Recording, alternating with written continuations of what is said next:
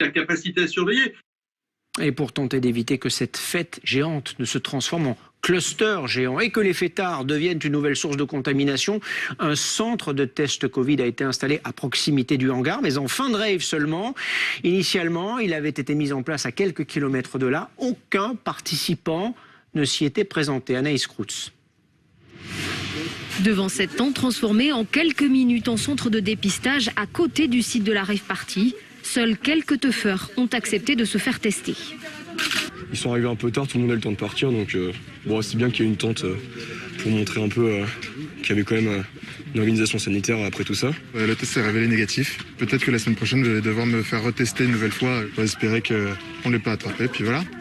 Mais pour la majorité des participants restants, l'initiative mise en place par la préfecture a du mal à passer. On n'a absolument pas besoin de ça. On est autogéré autant pour la musique que pour la réduction de risque. C'est pour ça que c'est ridicule.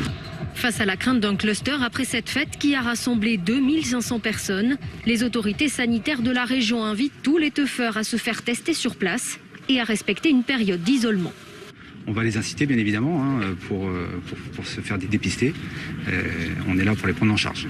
L'ARS Bretagne recommande aussi aux participants de se faire tester dans les 7 jours, compte tenu du délai d'incubation du virus. Dans le reste de l'actualité ce soir, le PSG